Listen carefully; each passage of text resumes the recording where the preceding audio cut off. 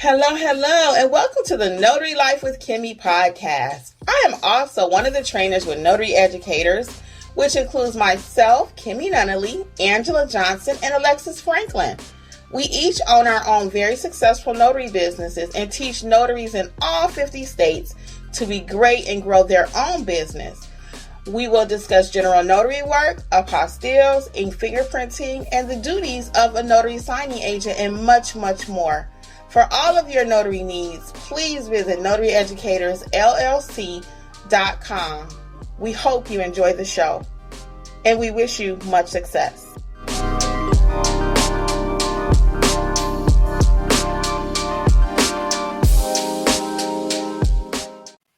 Hello, and welcome to Notary Life with Kimmi. I hope all is well. I am here with Jeffrey, part of the Notary Educators team. You want to say hi, Jeffrey? Hey, folks. How's it going? Good to see you this evening.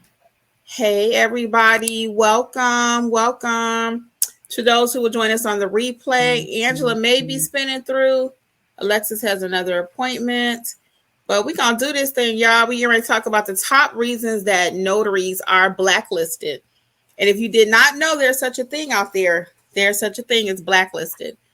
Hello to those on the replay and hello to those who will listen to the podcast later, okay? So we are going to give YouTube just a few seconds to notify people. How is everyone doing this evening? For those of you who do not know, I am Kimmi, and that's Jeffrey. Hey. About to reverse. We are a married couple here in Georgia. We are notaries together doing our business. Hey, Cherie. Alexis is also one of our trainers, and Angela also. They do like the loan signing and apostille, but we all teach everything. We all do everything. Hey, Lori, how's it going?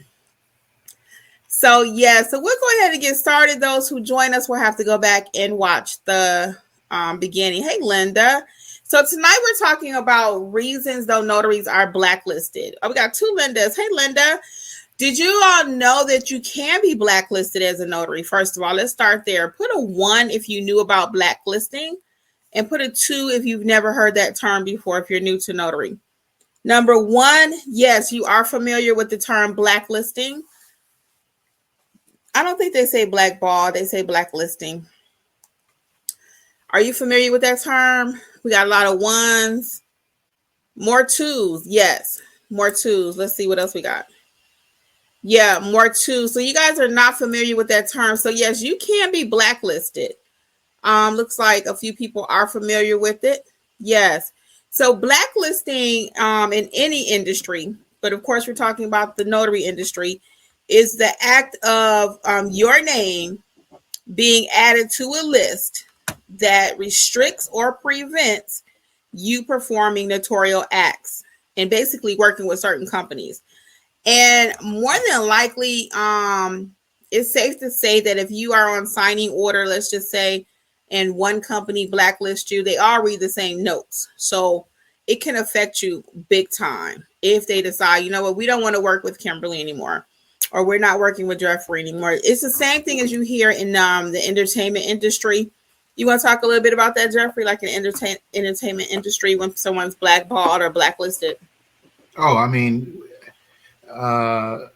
the point still goes. Maybe they may have been said that they're being too difficult or hard to work with, or they have a lot of demands, and because of that, then it's been decided by the powers that be. They're put on that list, and they're on the do not call list, and they put them in a drawer and name in a drawer someplace, and that's it. They don't get any calls.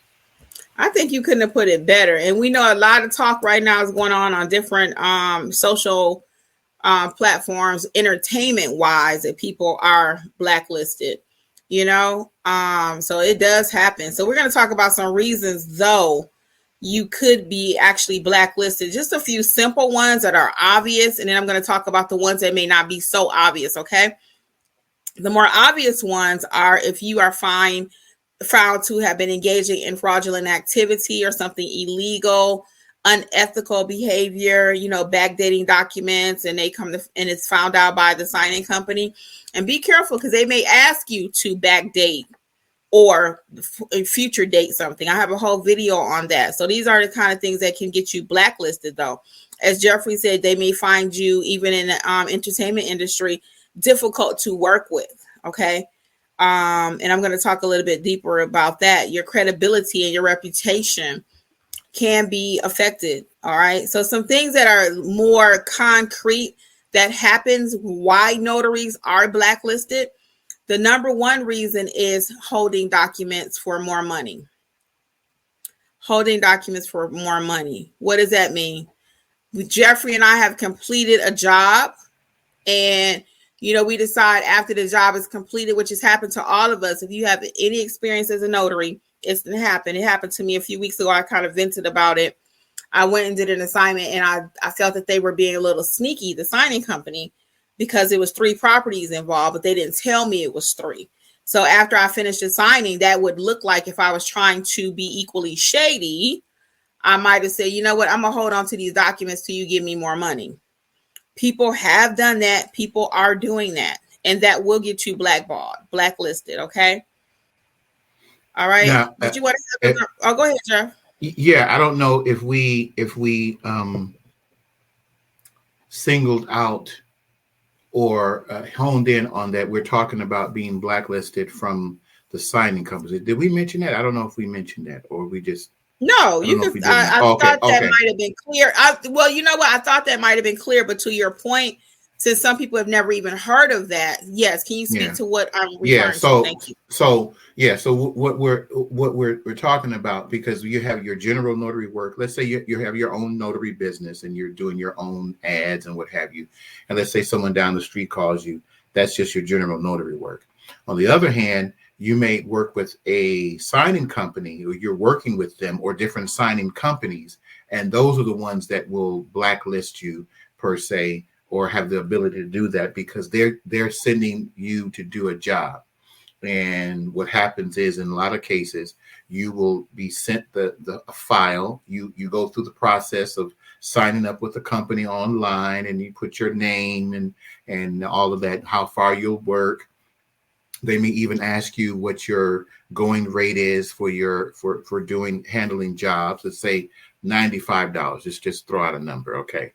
And then they'll reach out to you, whether you get a text. I get a lot of texts. Kim get a lot of text messages, and they say, well, you go do this job, and if you accept it, and depend on the company. And if you hit accept, and now you've been assigned to do this job on such and such date at such and such location. And then later on, maybe in the course of the day, then they will send you the document. Let's say, for example, you're doing a loan modification or a loan application, maybe let's say 20 some pages, or up to 60 pages, or even 100, depending what type of job you're doing. And you accept the assignment, all the details. They give you all the details, but sometimes there are certain specific forms in that packet that they want to hone in on the signing company to say, make sure that this box is checked, or this is done. And then, to Kim's point, you take the job, and because let's say you didn't really check to see how far the job was at, because usually they'll tell you, sometimes some signing companies will say, well, you do a job in such and such city. And that it's maybe 15 minutes from you, but it's a really big city. For us, for example, we live in the Metro Atlanta area, and we know that Lawrenceville, in comparison to another place, let's say Loganville, the size of those two cities, even though it's right next to each other, it could be like night and day. And so when it comes to driving let's say a city is further, and you don't know the address, you just know it's the city. And then you get the job and you say, oh, that's where it's at. Oh, so now you want to say, I'm going to hold my document because I'm already feeling a little something anyway. I got to drive further. And then you get the job and you say, oh, no. Then you reach out to the company and say, well, you need to pay me more. So things like that. And that's where you can be blacklisted, because you're holding up the process with that signing company. Kim? Yeah, yeah. So that's really good. So the signing companies, like I said, if you're in signing order and you're signed up, you sign up generically with them, and then they shoot your information off to 20 or 30 different companies, and now you're blacklisted. That really affects your bottom line because you're used to getting maybe hits from any of those companies, and now you're not getting any of them. So that's terrible. So let's be a little bit make this a little bit more clear. So number one is holding documents hostage or trying to renegotiate the fees after the job has been completed. Signing companies do not like that. They do not. And how do you feel once you price a job? That's why I said I was burning up a few weeks ago because I actually felt, something happened. But how do you feel even as a client? You take your car into the shop. They tell you it's going to be $500. And then by the time you leave and come back, you went to get a cup of coffee and they keep increasing the price. That really irritates you. What is it? You looked at it. You knew what you were getting into. Now why does the price keep going up? So same thing with signing companies. They do not like you negotiating afterwards. Okay. Whatever negotiating going to be done needs to be completed prior to accepting a job, before actually accepting. And they do give you ways to counter offer. Basically, it'll say if this fee is too low, let us know. But definitely don't accept the job and then start trying to maneuver a way to get more money. Okay. So number one is holding documents. Number two is negotiating after the fact. Number three would be your flat out making notary mistakes. Flat out making notary mistakes. A lot of us are not taking this serious. We get our commission and we're not investing in the proper training. If you don't know how to properly notarize, our Notarize Like a Pro course will definitely help you. A lot of people figure, well, I'll just wing it, or I did one, so I'll be good. You cannot wing this industry, guys. Not if you're going to take it seriously. We do the loan signing agent training, but most of you will need to start because if you don't even know what blacklisting is, you probably don't really know about the industry. You have to know these things. You have to be successful. So I'm going to have most of you probably start with Notarize Like a Pro, and then the Notary Loan Signing Agent A to Z course with us, okay? And that will prepare you for the NNA test. And that's a whole nother topic for another day.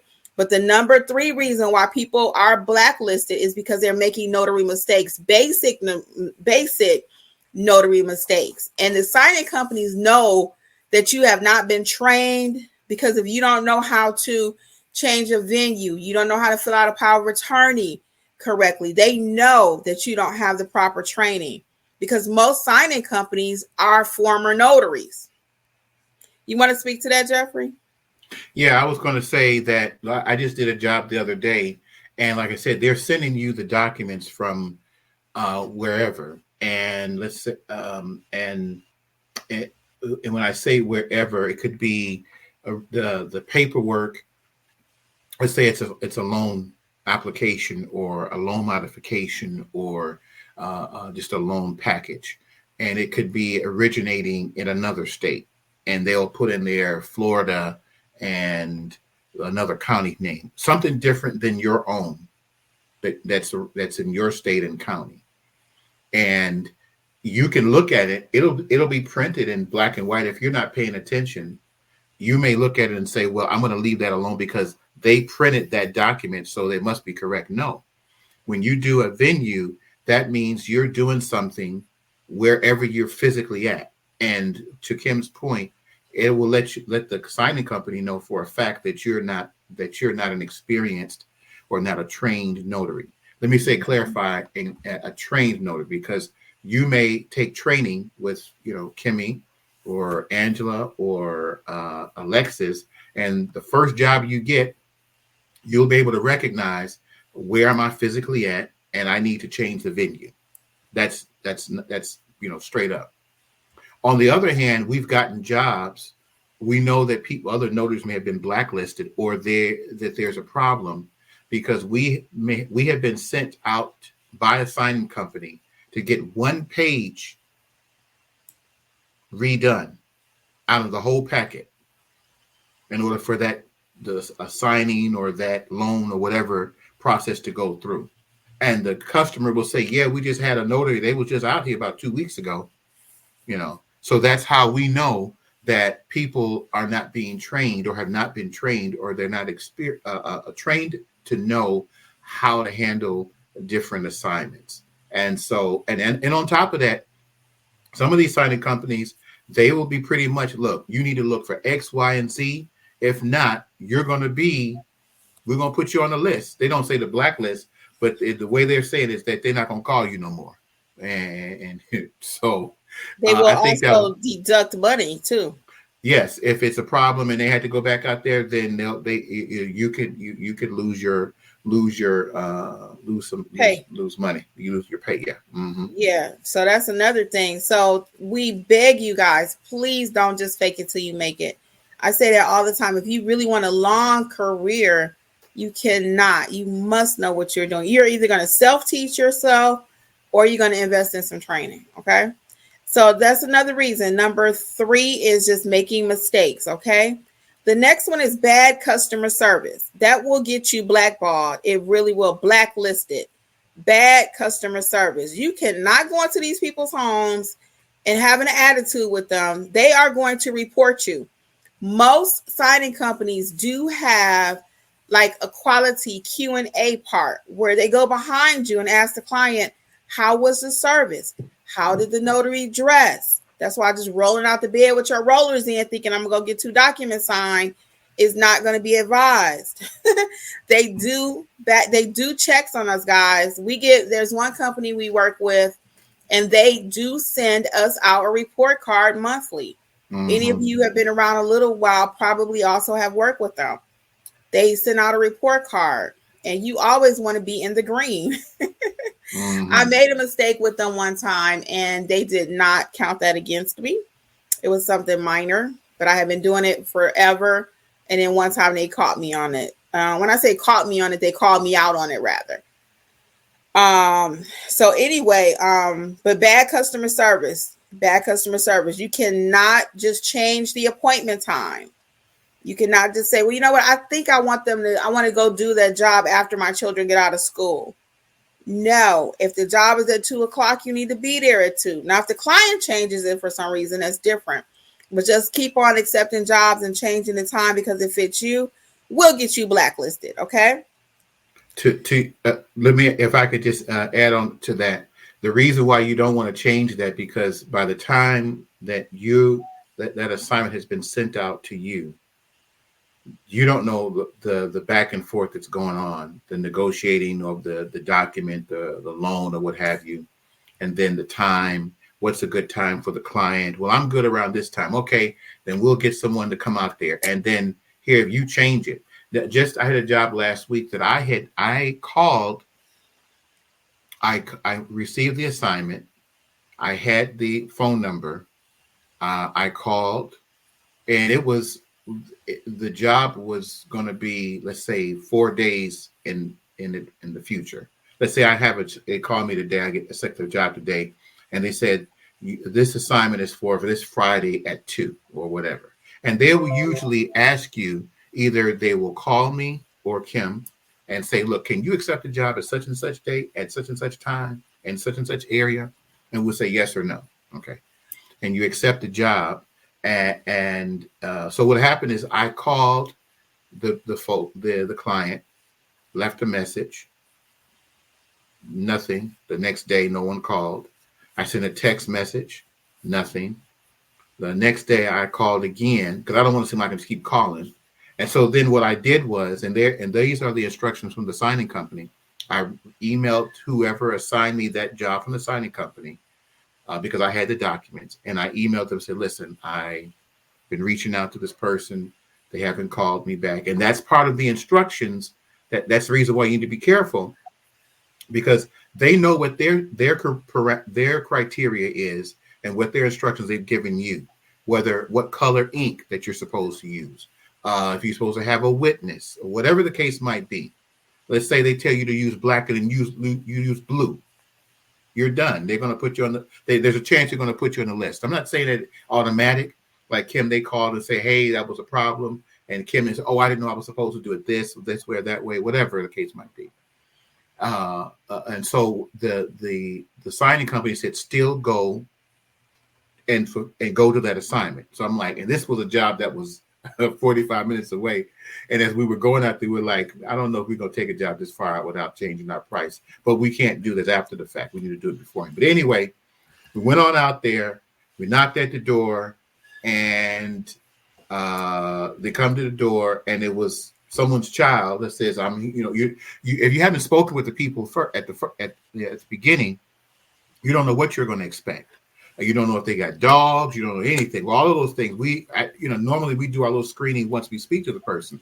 So I'm hoping that this is one that they're going to show, and two, I don't know what I'm getting on the other side of the door. So when a little kid comes to the door, I says, I'm looking for such and such, and then someone else comes to the door, say, oh, yeah, you can come in. But that wasn't the person who was signing with. The signer was upstairs. So we came in, and I'm having to fill them out, make sure, hey, you do know about this signing, right? Yes, and then once we got over that part, and she had the witness there. Fortunately, I had Kim could be a witness, but she had the witness there. But so now if I'm writing her phone number in my journal, and right there is the same phone number. Now I'm like, well, why didn't you call me back? But anyway, I let it go. But the point of the matter is follow the instructions of that signing company, because you don't know how that could come back on you. What if I decide not to go?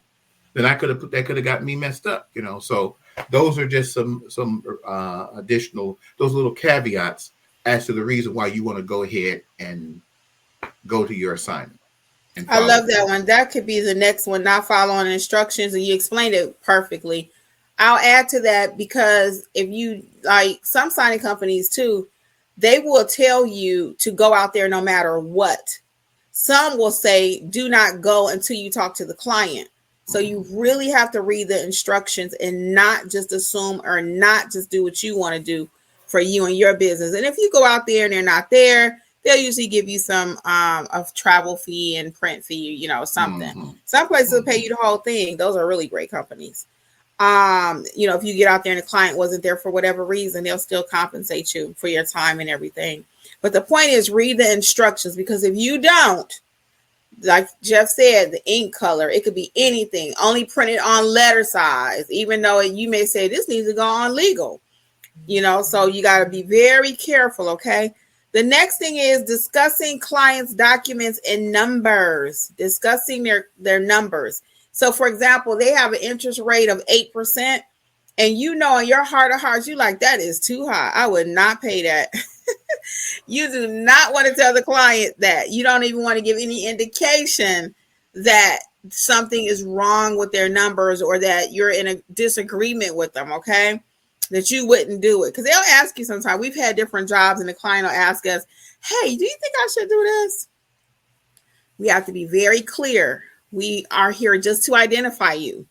We are not here to discuss the numbers. If they have any questions, they need to reach out to whoever gave them the document. Their term might be for 40 years. And you're like, oh, I would not do a 40-year loan, right? We don't want to show that on our face. We don't want to tell the client that. Be like, girl, you should not do this. This is so ridiculous. No, they're taking advantage of you. I would find another lender.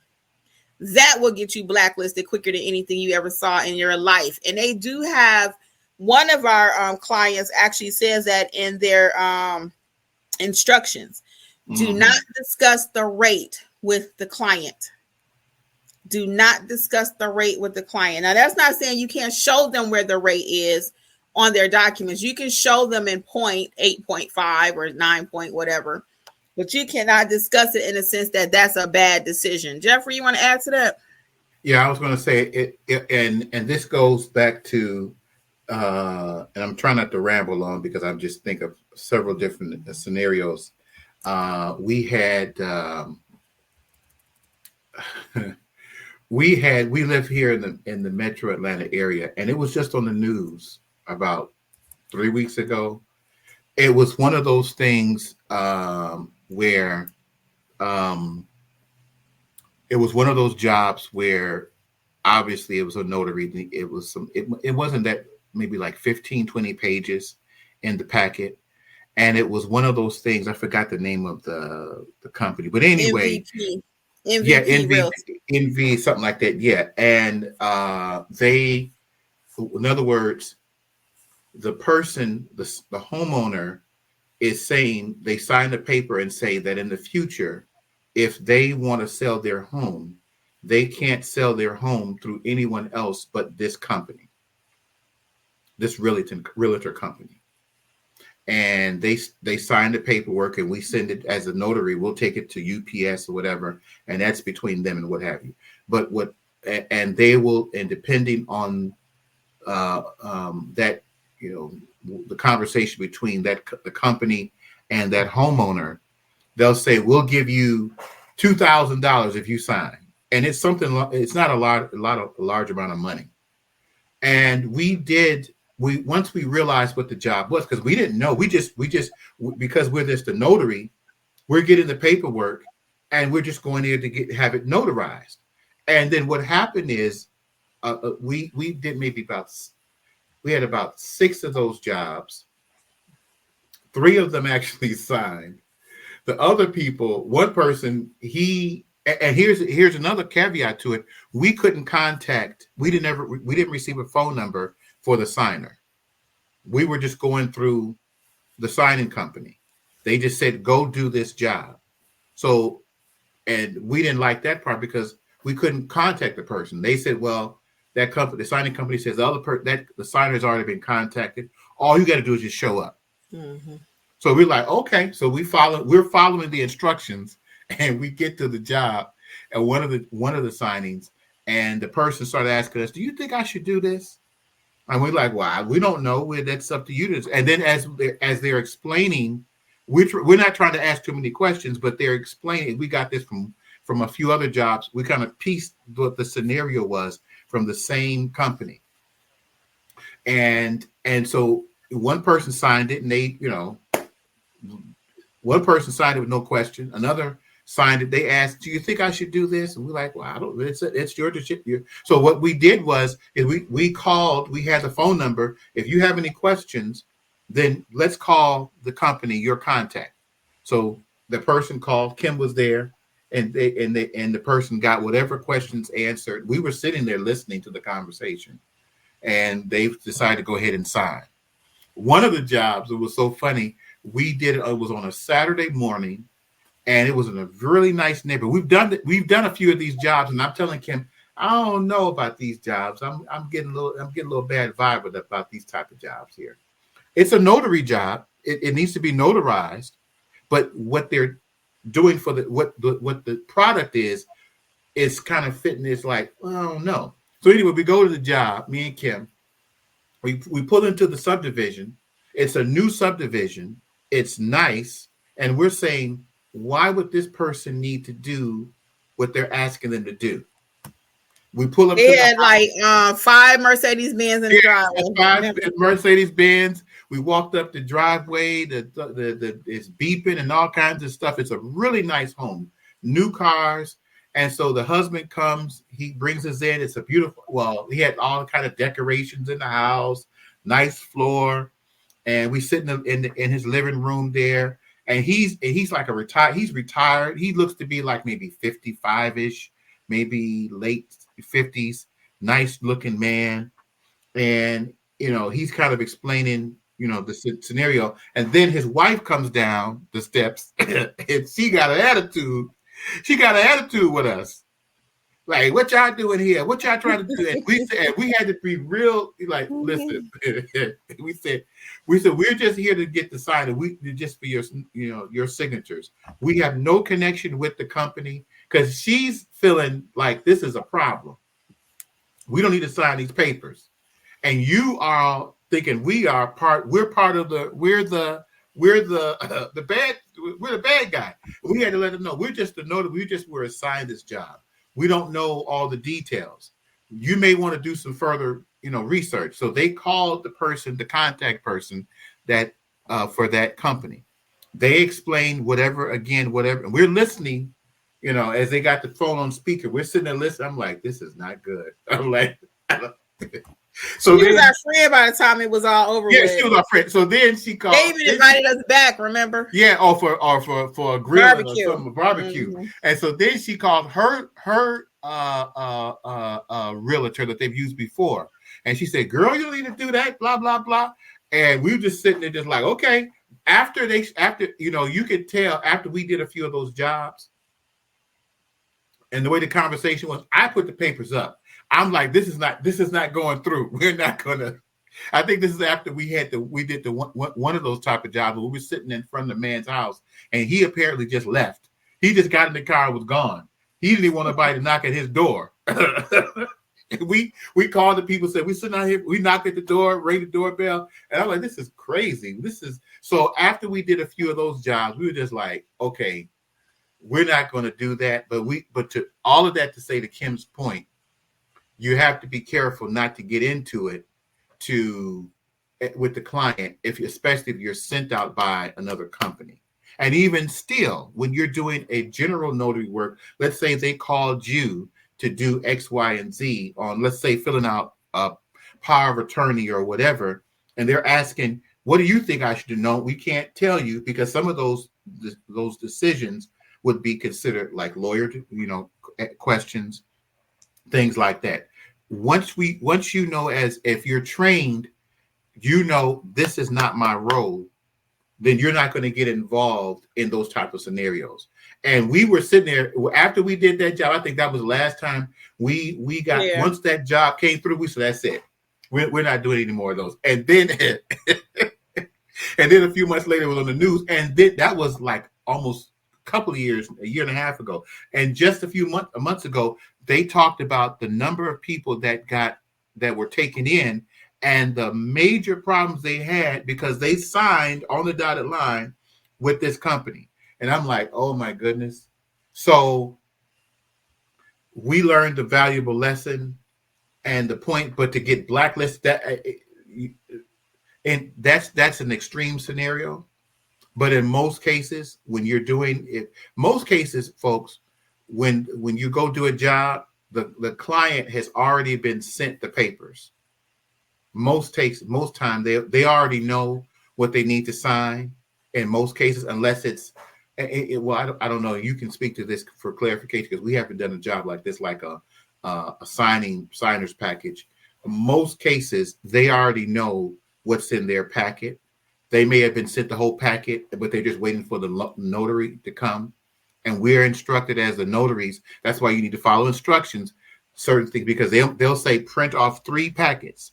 Now we could say, look, I already know that the client is going to, because we know the company, that they're more than likely the client, the signer will already have their own packet, which is true. But you still need to follow through because they could go through the, like Kim says, the questionnaire. Did they give you your own packet? And if they say, no, I just used mine. Oh, they're going to say, oh, they didn't follow instructions. So that's the reason why when you get those directions, you need to read through them each job, because certain jobs, even though maybe with the same company, some of those, it might be a little caveat for that specific signer, what they need to sign, what they need to check off. There may be, whatever the case might be, make sure you follow those instructions. I know I kind of rambled on, but I'm trying to give you an idea of that's okay, Jeffrey. We see you passionate about it. That's okay. See. So that does mean he rambled on. No, I'm just kidding. Yeah, I know. Now I ain't gonna say that. Now I'm gonna see the rest of this. Now he gonna go cricket, y'all. Yeah, I'm done now. Let's add Angela to the conversation. Hello. Hey, Angela. I'm done. Let Angela talk now. I'm tired. I'm tired. Hey, Angela. Hey. Let Angela talk. Yeah, Jeff been talking for the last 20 minutes. Oh, see, put me out like that. Oh, there we go. Kim, you don't want me to say what I want to say. Woo! All right. Well, Angela, join the conversation. Introduce yourself really quick, Angela, and we'll let you take the next one. Actually, we were talking about, of course, it's blackballing, blacklisted. Perry says she cracking up. Blacklisted. So we covered quite a few. I think we had just a couple more we were going to go over. So Angela, who are you? Well, I'm Angela with AJ Mobile Notary and 1/4 of Notary Educators, and I finally made it. Good to have you, Angela. So the next thing so let's wrap up that last one that we were talking about, just to put it in a nice nutshell and be clear. So you do not want to discuss the client's rate, interest rate, payment terms, how long it is. You do not want to put your opinion on the topic at all. Okay. And they will ask you, as Jeffrey was saying earlier, they will ask you. Chantel said Jeffrey coming out his shell. Oh, mercy. Hey, you get anybody a mic, y'all. They want their 15 minutes. See, here we go. Now, if I wouldn't say it, then you say something. No, that's okay. He can't win. He can't win. I know. Okay. You can't get out the game. You can't. So now we're going to talk about how do you know you're blacklisted? How do you know you're blacklisted? And the simplest way is that you will stop receiving phone calls. Mm-hmm. Okay, the phone was ringing and now it stopped. And you kind of know too, if you really did something really crazy out there, you know it. And they will let you know. And sometimes they will tell you straight up, unfortunately, we won't be able to work with you again. Mm-hmm. Now, there are a few comments we're going to get to in a moment about that. How do you become unblacklisted or taken off the blacklist? Angela, you have anything you'd like to add to how would a notary know that they are or have been blacklisted, or their work is just not up to par? Well, basically, you said it, that you'll start receiving calls if you all of a sudden, like, you're consistent. Like right now, I'm consistently getting calls from, my directs. I get some others here and there. So if all of a sudden I look around, it's been 2 weeks, 3 weeks, and no one's calling me, something happened. And like I think Kim or Jeffrey mentioned earlier, when you make a mistake, the company will let you know. They'll let you know if you made a mistake. I think it takes a lot for you to get blacklisted. Like, you just have to really don't know what you're doing to get blacklisted and really mess up. Because I wanted to say this too, because I don't know if you guys mentioned this, because if you think about it, most of the time when you're getting signings, a closing is about to happen. And a lot of times when they want scan backs, they're going to close that day or that evening, even though they don't have the original documents. Because a lot of times with my directs, they'll say, make sure you scan it back because we're going to close on this. We're going to get the original tomorrow. So you're blacklisted because these people are losing a lot of money. It could totally make a loan sign and just go to the left. Yes. So they're waiting on your documents to finish the execution of the whole deal. Mm-hmm. And like Angela said, they don't even wait on the original to come back via FedEx. That's why when you scan it back, they're using that so the other side can close. Because imagine now you got to wait even an extra day. These documents are time sensitive. They're dated. So that's all we have for you guys on top reasons notaries would be blacklisted. So to all of what we talked about as far as the training piece of it, we do offer the Notarize Like a Pro, which will give you that great foundation in learning how to properly notarize your documents. We have the loan signing class that's going to help you be a great loan signing agent, how to navigate the table, how to get those documents back, how to explain those documents in the simplest terms. So if you guys didn't even know what the term was, I would be fearful for you. You need to know that this term exists, being blacklisted. You need to be able to produce quality work. Jeffrey used the word earlier. You want to be skilled. Okay. There are a lot of notaries with commissions walking around. Their states just gave them a piece of paper. They raised their right hand, but they don't know what they're doing.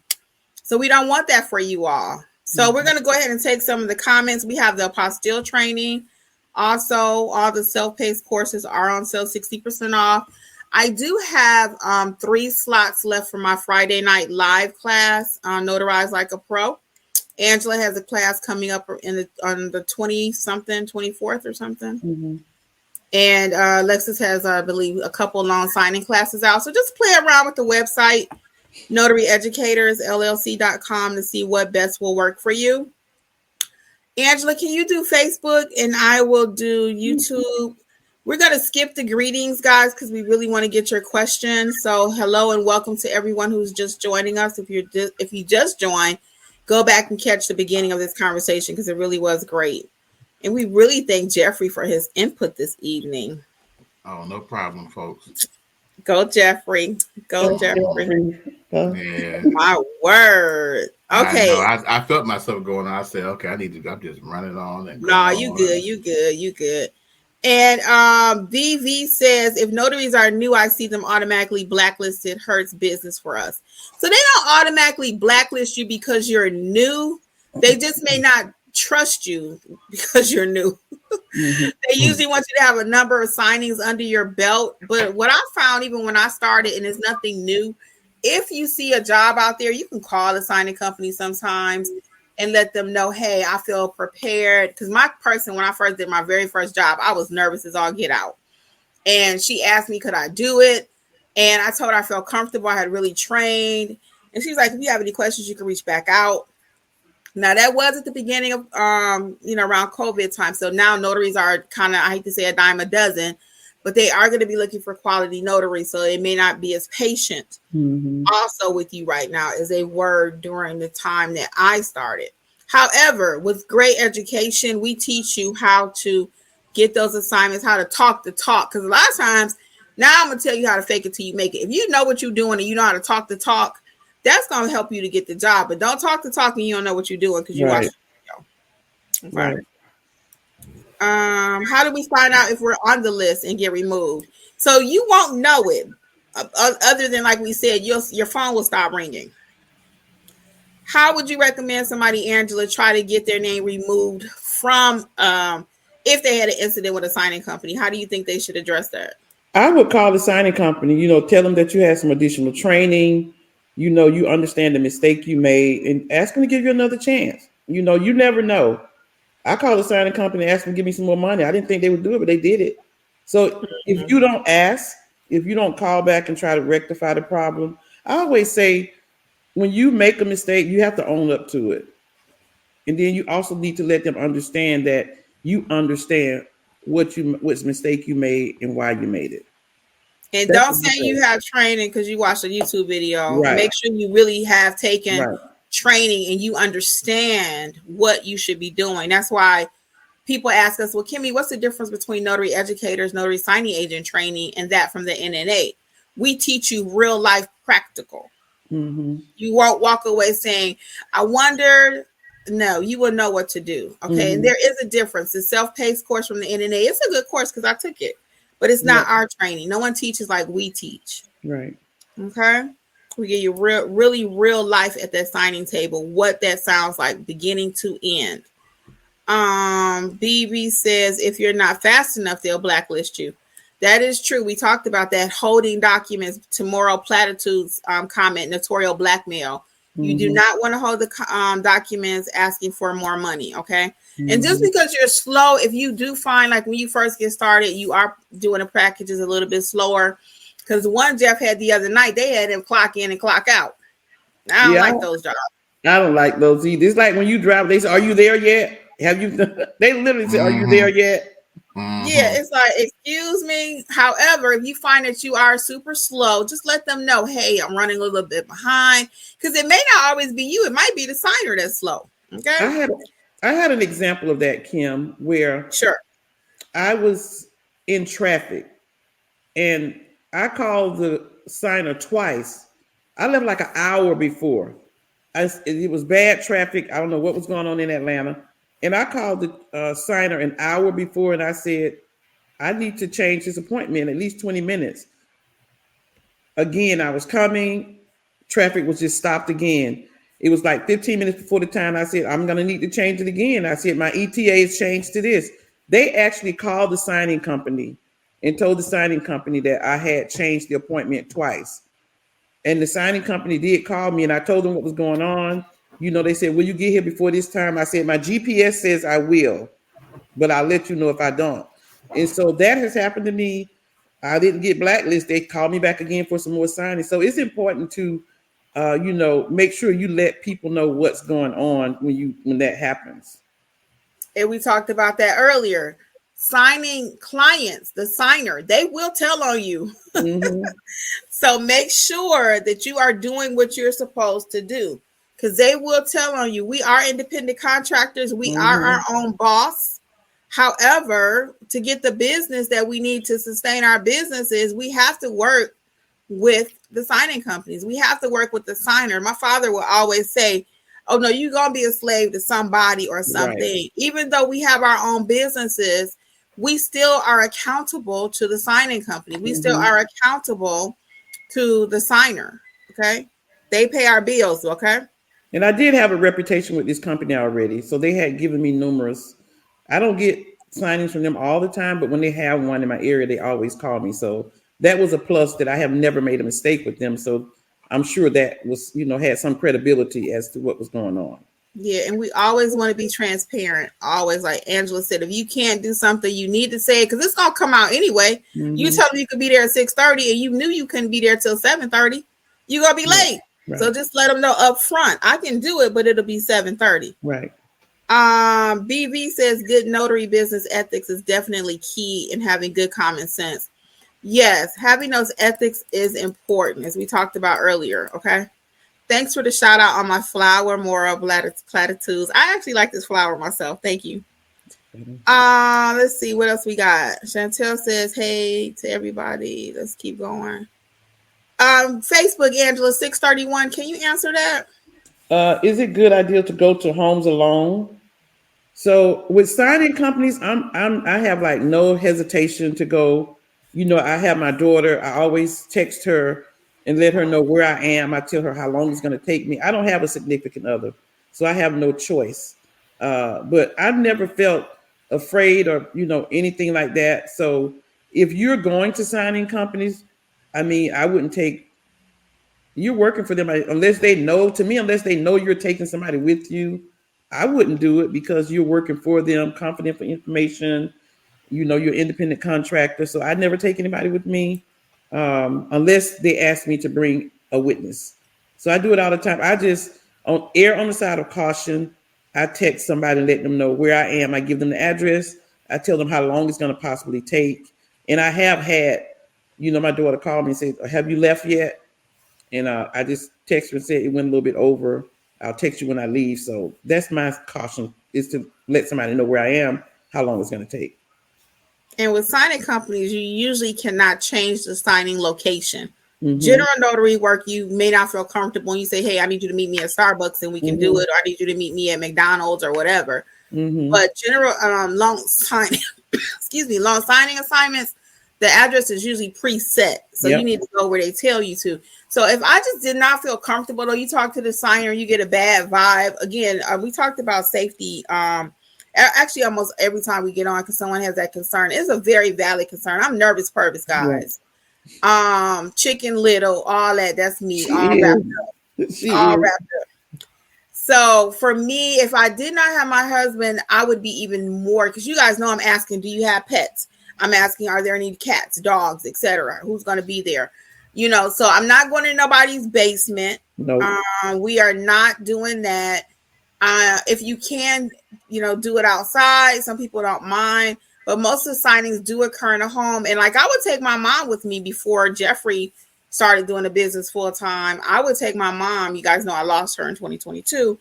But, if you got somebody you can take with you, be cautious of that, though, because sometimes, again, to Angela's point with the information, you don't want to just pick somebody up off the side of the road and they know all these people's business. If I am taking anybody besides myself, even Jeffrey and I, when we go on assignments together, we let them know, hey, I usually travel with my spouse. They're a notary also. Is that okay? We never want to presume and assume that it's okay. They need me. No, it's not our house. That's not your house. It's interesting because I've had a couple, I don't know if you guys have had this, Kim. I've had a couple of signings where the person's house was actually being foreclosed on or signed over to the bank, or maybe their father or somebody. And so the signing company will actually have a note, in the instructions saying that, be careful. This is not a regular signing. The person's property is, being transferred to the bank. So when that happens, I do feel I'm a little bit more cautious, because I don't know, what the situation is or what the temperature is. But I try to, gauge it. I think Kim mentioned earlier, I try to gauge it when I talk to the person and call to confirm the appointment, what their mindset is and how things are with them emotionally. We did have one like that, Jeff. You remember that older gentleman? He came outside. His daughter was helping him, and we had to go from one place. We met. Matter of fact, we met one signer at Burger King, and then the other one we had to go to his house, which was in a little country area, and it was a little intimidating because it was on a little back road, and I didn't know if everybody coming out with guns or not. They were super nice though. He was just a little irritated, and they told us to be careful. Actually, I forgot who gave us the warning. I think it was the first signer. She was like, he's a cranky old something.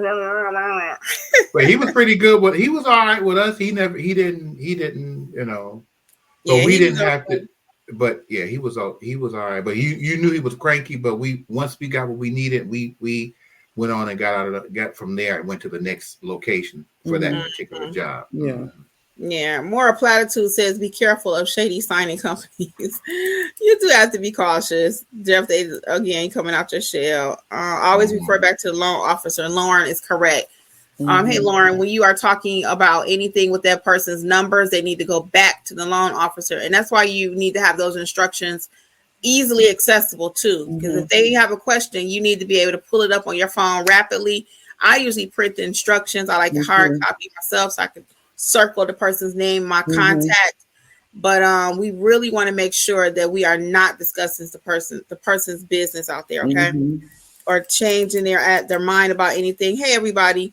Linda says, I get emails all the time, but I'm so nervous to do loan signing. I need training. Yes, Linda, check us out. NotaryEducatorsLLC.com. It would be our pleasure, okay? Hey, Willie, let me see. Linda says, yes, NNA training was a waste of money for me. So again, I wouldn't say, and that's, I would let you to your, your opinion is important. However, I just think in my case, I had 20 years of banking experience. Okay. I had 20 years in the bank. I had been a notary before. So for me, their training, I liked it. I enjoyed it. I knew what was going on, right? For somebody brand new to the industry that has no clue about anything, I don't think that it's going to be great for them. I think they're going to need us to take them through Notarize like a pro, get that foundation. That's why we always talk about building a slow cooked meal. Get that foundation. And then your next step is going to be loan signing. And then you'll add. Because if you don't know what you're doing, you cannot just come over and just go do this test. You know, the answers might be online. You put it in and you answer it correctly. You think you're going to go out here and do a loan signing. That's just not how the thing works. Did y'all want to add anything to that? Yes, also, and you have to realize the purpose of the NNA training. I would not say it's a waste of time. I'm like Kim. When I took that training, I had 30 years of notary experience, so I know the ins and out of notarizing documents. So for me, nothing in NNA training was new. But with that being said, if you want to get with signing companies, it's the standard that they expect. So they know that you had that NNA training. That's how you can sign up with signing companies and, get your business started. So I wouldn't say it's a waste of money. There is a purpose for it. So, but like Kim mentioned, you still need Notary Street training, and the ins and outs of training and how to build your business. Kimmi Yvette says, what is the name of the company that lets you rent printers and scanners? I do not know. I don't know. I don't even recommend that, Kimmi Yvette. I'm sorry. I have heard of that before, but I don't recommend renting. I don't rent anything like that. I would say wait, make a little money and invest in a small scanner. And then, that's what I would recommend. I just don't think that's a good investment. I know I'm going to get some feedback from this and people going to disagree. But I wouldn't recommend that either. I don't recommend it. I really don't. Yeah, the chances are. I'm sorry. I didn't mean to cut you off. I was just saying the chances are that they're going to charge you. It's like rent to own. They got to get their money out of the deal. They're not just giving you a piece of equipment for a low rate. More than likely, like Kim point, get you a few jobs. And start off, get you a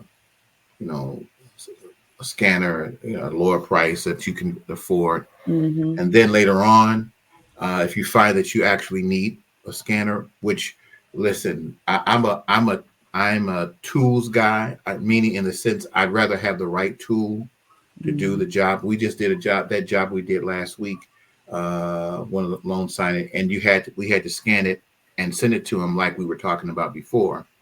The first scanner that I had was a little slower, so we're going to have to get rid of that. But my point of it is that then I got a scanner that was faster. And so it's an amazing thing when you're on that job and you got your right tools and everything works, you can be in and out, in opposed to sitting there. But the point that I don't want to go divest into that, because I can spend a little bit more time on that. But the point of it is that renting, something like that, make a little money, buy you something cheap, and then later on sell that, get you something better, and you'll come out a little bit. That's just a suggestion.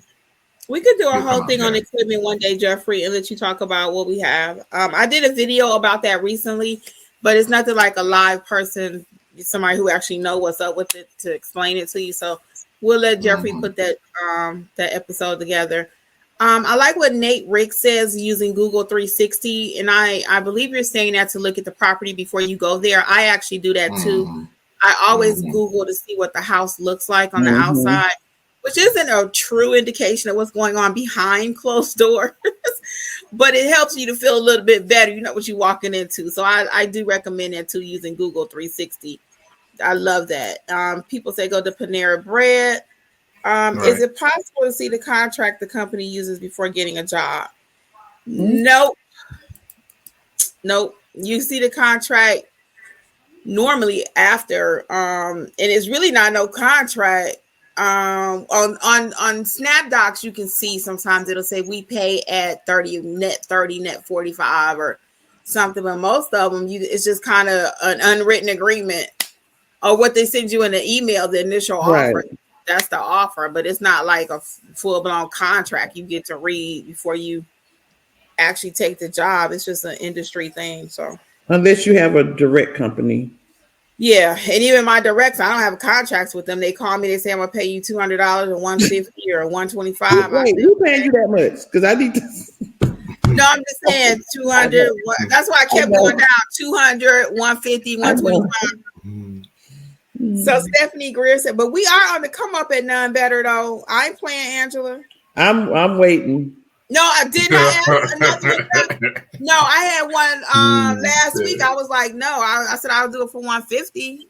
That was depending on where I'm going. I just told Jeff, ask about them zip codes. That's another conversation. I asked for the address in with signing companies now. I asked for the address. I will put it in before I even accept it, because they'll say we have a job in Lawrenceville. Well, Lawrenceville is 2 minutes away from me, and then there's 24 miles away from me, and that's a huge difference. Yeah, that's what we did last week. We was driving almost an hour to get to that job. I was like, oh. Yeah. Our job was in Lawrenceville, so same thing like Angela just said to her point. In our case, Lawrenceville could either be 15, 20 minutes, or it could be an hour. Right. And this one Jeffrey took last week was an hour. I was livid. The whole way there, I kept saying, this should have been more money. This should have been more money. I asked for the address. Yeah, from now on, we need to start doing that too, Jeffrey. The whole address. Yeah, because we need to ask it. Yeah, because otherwise. That's a good point. And the time of the day also. What time of the day you're going. Yeah. Yeah. Because when I do it locally, I know my 2 zip codes. So I'll usually say, what's the zip code? And I know if it's one zip code, it's at the further end. If it's this one, it's kind of near me. But you're right, to your point, I'm gonna start getting the whole address because that questions equal money. All right, let's keep on really quick so we can hit this last season. We're almost done. Stephanie says, on the other side, on the side of caution, can you have your person wait in the car? It's not safe in these streets. Yeah, it's nothing wrong with that, Stephanie. And I love that idea too. That's an excellent alternative. And I love that you're looking for a way to turn maybe a no into a yes. Chipotle, they're saying, is a good place you can meet up to. Chantel says, I have some questions. How long should I take at a signing? Second, I've been trained by Angela in November, but life with me, my mom, is something else. Should I get retrained? Angela, I'll let you talk to Chantel. Hey, Chantel. Yes, Chantel, I do remember you. So how long you should take for a signing? It depends on the document. If it's a loan modification with a partial claim, for me, it could take literally 10 minutes. If it's a full loan modification, it could take 15 or 20 minutes. And the key to how long it takes is, are you reviewing the documents and tagging them before you get to the client? I never ever, unless they send it to me, even if they send it to me at the last minute, I said I need to look through these documents. I may be 15 minutes late, but the key is to look over the documents, tag the documents, look at the instructions. When I do that, I feel very confident when I go to the signer, and all I literally have to do is flip the pages, sign here, and go through at the end and double check. So it depends on how thick the package is, and if you look at the documents before. But if it's a full closing, that could take 30, 40 minutes. So again, and it depends on, I had to say this brief comment.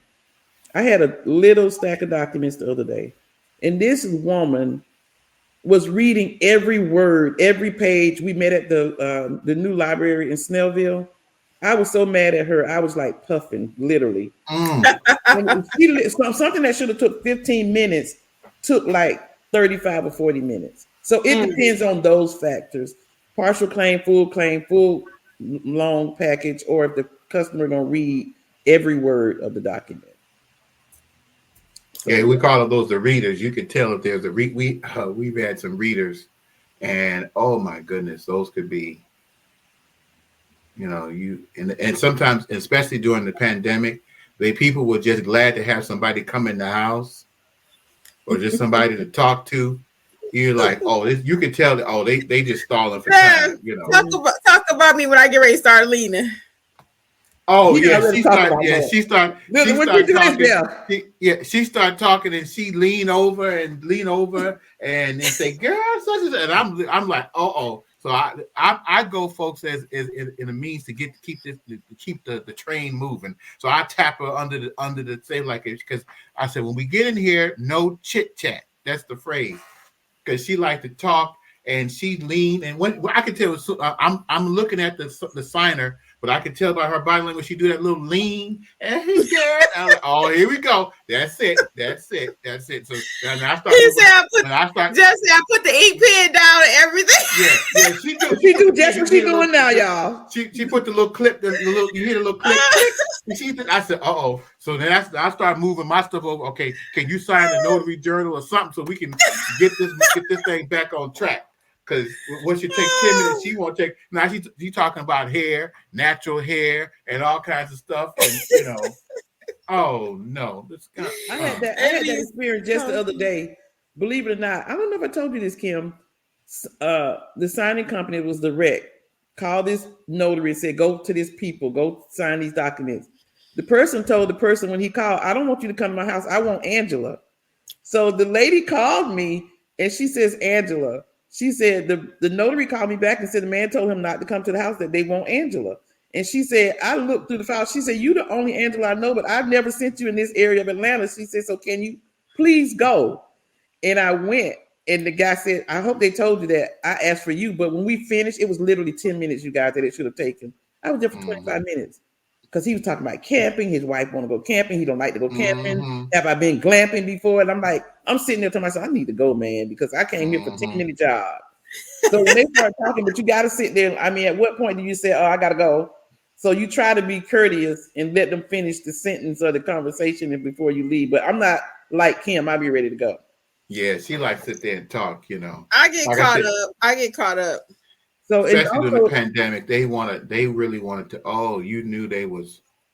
You could tell people. Oh, well, you could tell before you even get there. I said, this sounds like they're gonna be a talker, because they want to talk just when you just doing the basic screening questions. They right. I said, I told her, I said, when we get here, this is gonna be a talker right here. So it's no chit chat. So then, oh mercy. So Chantel said no, I was just going to say, I don't do all that talking.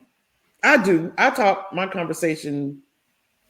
I give them like 2 minutes in the beginning. After that, it's time to get the business so I can get out.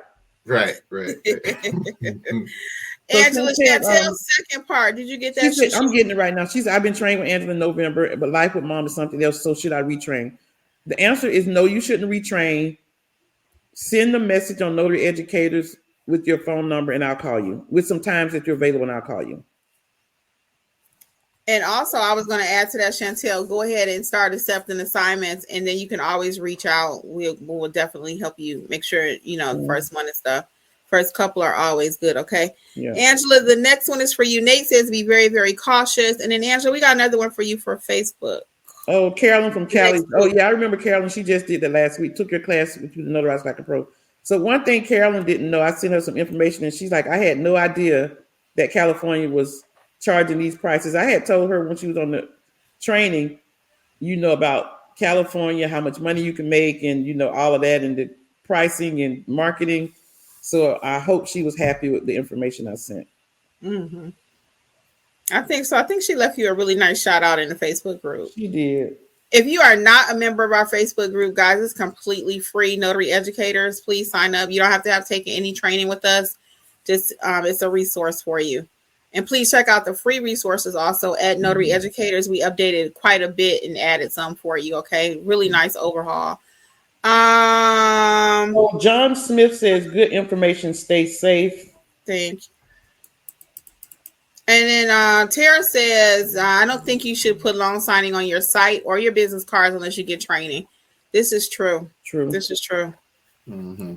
Lauren says, Facebook, Angela, Lauren. She says the NNA is the recognized entity. It is important. So, yeah, that's the standard when signing companies, they're going to see that you have, NNA training. And really, that's the only way you can get on the platform to get called by loan signing companies without marketing it on your Google page. Mm-hmm. Yes, we're very clear. The NNA background check and the NNA 45 notary signing agent test is a requirement. Yep. However, in addition to what Lauren is talking about, there is a course that was mentioned earlier, and you don't have to take that course. You can buy the smaller package of that test that I just referred to, the test and the background check, and then we can provide your NNA training at Notary Educators. Okay. Right.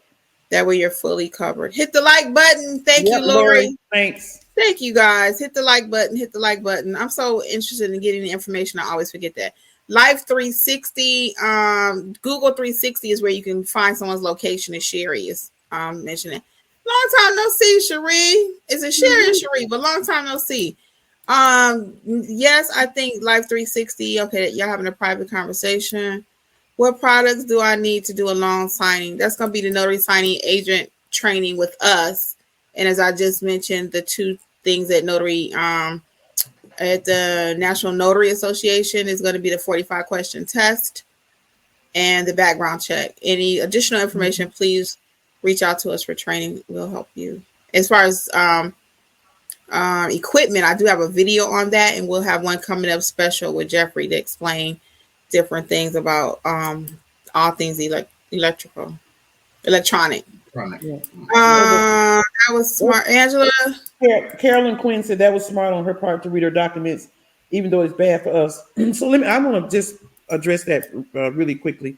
So when I go to people and they have documents and I do not rush them.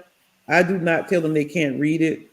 I tell them that these documents are very important and you should know what you're signing. But if they ask me questions about, rates and all of these, I refer them to their lender. But I encourage them, if they need to read the documents, read it. I just sit there and sweat it out.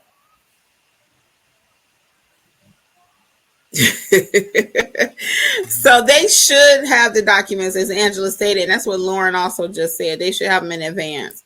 That when you arrive as a notary, go ahead, Jeff. No, I was saying most cases the client, the signer should already have their documents ahead of time, and that's why I was mentioning earlier the importance of following the instructions to print the number of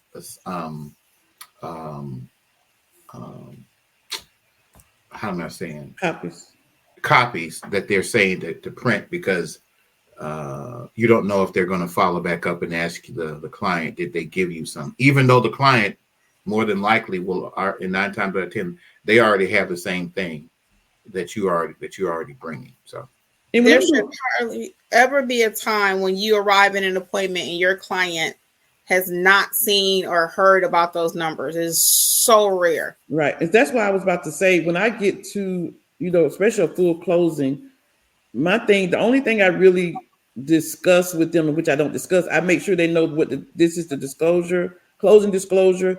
Here's your numbers. You want to look at them. They look at the bottom number. They say this is the same, and they keep going. But some people are just picky. But yeah. So they're saying that we are funny. The lean, get the documents in advance. BG Boosted says, I'm more interested in general notary work over LSA. I'm just here to support your channel and learn. I appreciate it. So we are the queen and kings of general notary work. So please check out our general notary course, specialty general notary, and also the book. Either one, they're both interchangeable. You can use the course if you prefer, like you and I sitting in a room talking, or the book. So we do general notary work here too. You may be new, big BG Boasted, but we do everything over here. Tonight's topic is just about loan signing, okay? If you go check out my channel, I have over 700 videos, all right? Well, I'm like BG Boosted. I love general notary work. Yeah, we all do, actually. We do. Last couple things. Let's see. Facebook, Angela, 708, and then we're going to wrap it up. Carolyn Quinn says... Cherie, okay. Carolyn Quinn says, I have not did any work yet either. I need your help. To Angela, maybe it's my Google business page. No one has called yet. So Carolyn, if you need your Google business page, that would be Alexis. But if you need notary, because I train with you. Yeah, if you need notary stuff, then that would be me to help you out. But if you need help with your Google, Alexis is the queen of Google. She knows everything, the ins and outs. So again, go to notaryeducatorsllc.com and fill out a contact me form, and she'll get back to you. And it depends on what type of help you're looking for. Are you looking for help with whatever Angela trained you on, general notary work? Maybe she needs to do an overview with you of your overall business, not just the Google. I mean, I don't know what you all trained on, but Carolyn seemed like she just didn't do anything because she was dealing with her mom. So that's why I said. Oh, is that still Chantel? That's what that call me. 708 is Chantel? Who's favorite someone? On Facebook? My that's Carolyn Quinn. Yeah. So we're gonna let's see the last one. I brought the Notary Like a Pro, and I'm in the Facebook group. Also, I introduced myself in there. Okay, cool. BG Boosted. Okay, Linda says, do you help us with Ron? My problem is the prices here in Texas. I'm stuck. So we don't actually teach remote online notary because none of us do that. I always recommend people check out Side Hustle Seattle for the Ron training. She's highly recognized over in that space. She has a huge channel and everything. So I would definitely check her out, Side Hustle Seattle. Okay. You can tell her I said, hey, we don't know each other. I'm not taking her product, but just tell her Kimmi says, hey. All right, guys. Well, on behalf of Notary Educators, Notary Life with Kimmi, I'm going to say goodnight. Hey, check out my new YouTube channel too, Business Life with Kimmi. I always forget that sometimes. Business Life with Kimmi. There I talk all things business, not just notary. If you want to start any kind of business, we're talking about it over there. Okay, so on behalf of everyone, I'm going to say goodnight, but I'll let them say their own outros. Jeffrey? Yeah, good to have everybody here this evening, and thank you for joining us, and we look forward to seeing you next week. Appreciate it. Good night, everybody. Glad I was able to hop on and be a part of this tonight. So we really appreciate you guys joining us.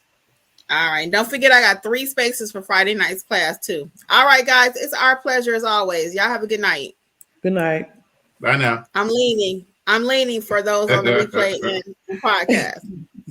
Lean out. Okay. Bye, y'all. Thank you again for listening to the Notary Life with Kimmi podcast. We would love to be a part of your notary journey. Please visit us at notaryeducatorsllc.com for all of your notary training needs. Also, please feel free to join the Notary Life with Kimmi YouTube channel, where Kimmi has over 400 videos that will help you to grow and build a successful notary business. Until the next episode, we wish you much success on your journey. Bye.